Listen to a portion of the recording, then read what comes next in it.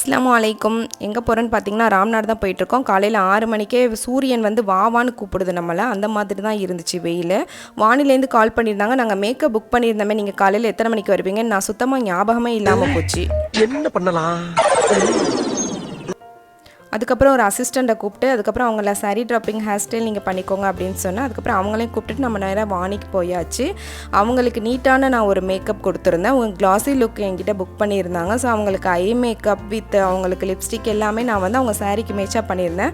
So நான் பண்ணி கொடுத்துட்டு அங்கேருந்து நான் வந்து ராம்நாடு கிளம்பிட்டேன். ஏன்னா எனக்கு ராம்நாட்டில் பரக்கத் மஹாலில் வந்து மேக்கப் புக் பண்ணியிருந்தாங்க. ஸோ அவங்க வந்து ரொம்ப செட்டிலான ஒரு லுக் தான் கேட்டிருந்தாங்க.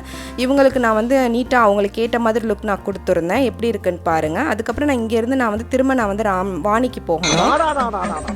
என்ன வெயில், என்ன வெயில்! 110 டிகிரி ஆமியா.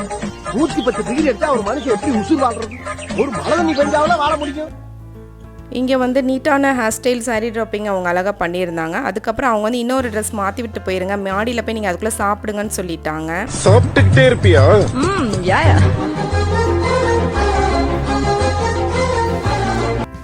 இதுதான் மாப்பிள்ளையோட லுக், ரொம்ப நல்லா இருக்குது பாருங்கள். அதுக்கப்புறம் வந்து பொண்ணுக்கு வந்து நாங்கள் வந்து மஸ்தானிக்கு போட்டிருந்தாங்க. மஸ்தானி வந்து நல்லா இருந்துச்சு. அதுவுமே மாப்பிள்ளையோட அம்மா வந்து நீங்கள் ரொம்ப நல்லா மேக்கப் பண்ணியிருக்கீங்க அப்படின்னு சொன்னாங்க.